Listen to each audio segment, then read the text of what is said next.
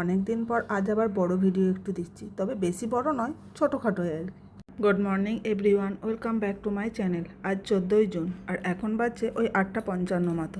আশা করি তোমরা ভালো আছো, আমিও ভালো আছি। তিশা দিনে একটু আগে ক্যারাটে ক্লাসে গেছে, কারণ ওরা 9টা থেকে ক্লাস করবে আর দিব্যেন্দু আজকে বাড়িতে নেই। তবে তিশা দিনাদের দেরি করে ক্যারাটে যাওয়ার কারণ হলো আজকে ওদের ছুটির লাস্ট ডেট, মানে সামার ভ্যাকেশনের লাস্ট ডেট। কাল থেকে ওদের স্কুল শুরু হবে, তাই জন্য বললো আমরা একটু সকালবেলা একটু ঘুমাই, দেরি করে 9টার ব্যাচে যাবো। ঠিক আছে, অসুবিধা নেই। তো ওরা সেরকম গেছে, তো আমি এখন সকালে যা কাজ ছিল সেগুলো সব করে নিলাম। ওদের জন্য একটু ব্রেকফাস্টও বানিয়ে দিয়েছি, সেটা খেয়ে ওরা গেছে। আমি এখন চলে এসেছি এখানে। আমাদের খাটের পাশে যে টেবিলটা রয়েছে ওটা অনেকদিন ধরেই দেখছি অগোছালো হয়ে রয়েছে, আর যে যা পাচ্ছে ওর মধ্যেই রেখে দিচ্ছে। মানে কিছু আনছে জিনিসপত্র, কোথায় রাখবে খুঁজে পাচ্ছে না, তো এই টেবিলেই রেখে দিচ্ছে। তো সেভাবে ওটা অনেকটা বোঝা হয়ে গেছিলো, তাই একটু ধুলোও জমে গেছিলো, সেগুলোই আমি এখন পরিষ্কার করতে শুরু করেছি। ছুটি পড়লেই বাড়ি যেতে হবে, এটা একটা রুটিনের মধ্যেই পড়ে থাকে আমাদের। তো সেই জন্যই সামার ভ্যাকেশনের ছুটি হলেই একটা মানে সপ্তাহ দেখে বাবার বাড়ি এবং শ্বশুরবাড়ি দুই বাড়িতেই ঘুরে আসা হতো। আগে যখন তিশা দিনা ছোট ছিল তখন তো এক সপ্তাহ করে ঘুরে আসতাম। এক সপ্তাহ থাকতাম বাবার বাড়ি, এক সপ্তাহ থাকতাম শ্বশুর বাড়ি। তো ওরা বড় হওয়ার সাথে সাথে সেই টাইমটা কমতে শুরু করলো, তখন ওই 2-4 দিন করে ঘুরে আসা হতো। এই বছর আর কোথাও যাওয়া হয়নি, না বাবার বাড়ি না শ্বশুর বাড়ি। তো বাবার বাড়ি যাওয়া হবে, জামাই ষষ্ঠী যেহেতু আছে, জামাই ষষ্ঠীতে যাওয়া হবে। আর ওই মাসি শাশুড়ি বাড়ি গেছিলাম, ফেরার পথে তো ওখান থেকে হয়েই মা বাবাকে নিয়ে চলে এসেছিলাম। তো সেই কারণে ওইটা একবার যাওয়া হয়েছে, বা শ্বশুরবাড়ি এবছর যাওয়া হয়নি এখনো পর্যন্ত সামার ভ্যাকেশন পড়ার পরে। অন্য বছর আমার মামা বাড়ি যায় কালী পুজোর কারণে, কালী পুজো দেখতে। এবছর সেটাও যাওয়া হয়নি, অথচ দেখতে দেখতে একটা মাস সামার ভ্যাকেশনে কেটে গেল। আমি এই টেবিলটা গোছাচ্ছিলাম, এখানে তোমরা একটা জিনিস নোটিস করেছো কি? একটা কাপ। এই কাপটা কিন্তু আমার ভাই দিয়েছিল আমাকে একটা জন্মদিনে। আর একটা লম্বা মতো কিছু দেখলে কিনা জানি না, দুটো আউল রয়েছে ওই সাথে। ওটা আমি বানিয়েছি একটা কি হোল্ডার, মানে ওটা এখন বানিয়েছি ক্লে দিয়ে, প্লাইয়ের ওপর দিয়ে বানিয়েছি। এরপরে ওর রাখার জন্য যে হুকগুলো থাকে এটা এখনো লাগানো হয়নি, আর সেই জন্য ওটা ওভাবেই পড়ে আছে। তবে ওটা কালার করতে হবে, দেখি কালার করার পর হুক টুক লাগিয়ে তোমাদেরকে দেখাবো।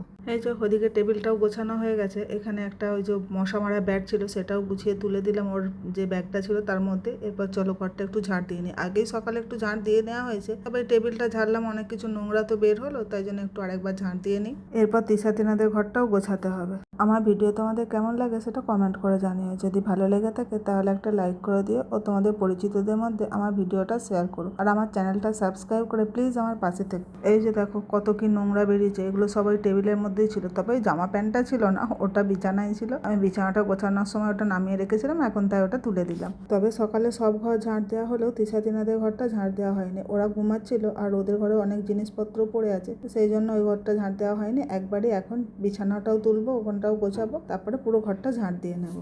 ঘরটা তো ঝাড় দিয়ে নিলাম, তবে ময়লাগুলো এখানেই রাখা থাক। তিশা তিনাদের ঘরটা একবারে ঝাড় দিয়ে নিয়ে তারপরে সব ময়লাটা গুছিয়ে নেবো। তো সেই মতো চলে আসলাম তিশা তিনাদের ঘরে। দেখো ওই যে বললামই যে ওদের ঘরের এখনও বিছানায় ওঠানো হয়নি, ঝাড় দেওয়া তো দূরের কথা। তো সেটা এখন তুলতে চলে আসলাম বিছানাটা। এই যে মশারিটা আগে গুছিয়ে নেব। আর নিচে আমিও আজকে ওদের এখানেই বিছানা করে শুয়েছিলাম, তাই আমার বিছানাটাও পড়ে আছে, সেটাও তুলবো। তবে আজকে শুধু ঝাঁট দিয়েই রেখে দেবো এই দুটো ঘর, মানে আমাদের রুমটা, তিশা তিনাদের রুমটা। আর বাকি জায়গাগুলো তো মোছা আগেই হয়ে গেছে। এরপরে এই ঘরটাও গুছিয়ে নিয়ে ঝাঁট দিয়ে আবার স্নান করে পুজো করতে হবে, তারপর আবার রান্নাও বসাতে হবে। হঠাৎ করে মানুষের যে কি হয় কিছু বোঝা মুশকিল, কখন যে কার শরীর খারাপ করবে কিছুই বলা যাবে না। এই যে দেখো আমি বেশ ওই ঘরটা গুছিয়ে আসলাম, আমাদের রুমটা। এসে তিশা তিনাদের রুমটা গুছাতে শুরু করলাম। সবে মশারিটা গুছিয়েছি। এই যে মশারিটা গুছিয়ে নিয়ে যেই না উঠতে যাব, পাটায় কীরকম একটা খেসকার মতো লেগে গেল হাঁটুটাতে। তারপরে তো দেখছি দাঁড়াতেই পাচ্ছি না, দাঁড়াতে গেলে ব্যথা লাগছে। তাই এই যে দেখো খাটের উপর একবার দুবার হাঁটুটা রেখে ঠিক করার চেষ্টা করলাম, কিন্তু হচ্ছে না।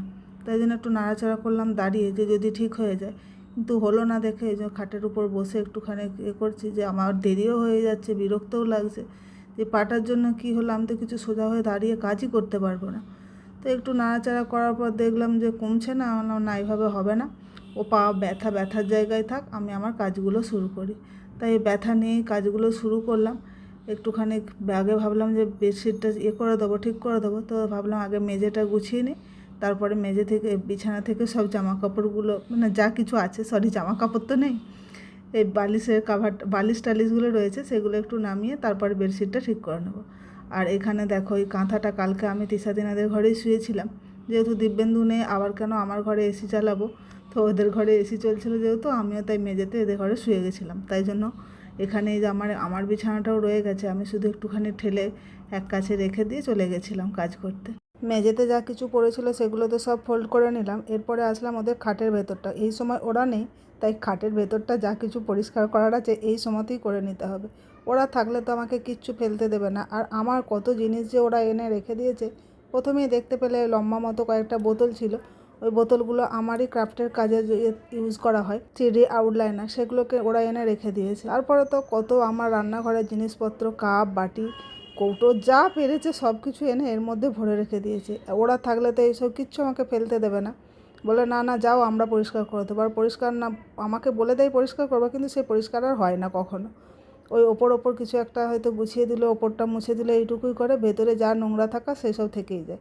তাই জন্য ভাবলাম যে এই সময় যখন আমি ঘরটা গোছাতে এসেছি, নেইও তৃষাদি না, তো আমি এই সময় যা কিছু ফেলার আছে সব ফেলে দিই। আর এই খাটের মাথাটাই দেখতে পাচ্ছ কয়েকটা জিনিস রাখা আছে, তার মধ্যে কিছু আছে ঠাকুরের সব মূর্তি করে রেখেছে, রাধাকৃষ্ণর মূর্তি, নরসিংহাম, এসব কিছু সব ড্রয়িং করে রেখেছে আর সেগুলোকে পুজো করে।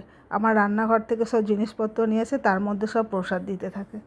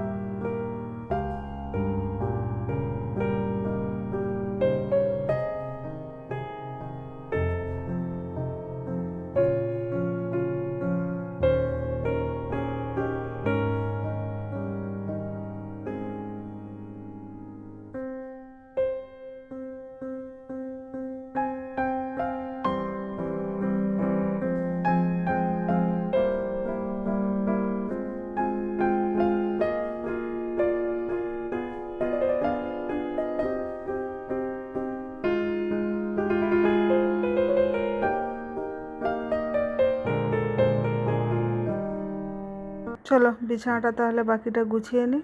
ভিডিওটা তাহলে আজ এই পর্যন্তই, দেখা হবে নেক্সট ব্লগে। ভালো থেকো সকলে, টাটা।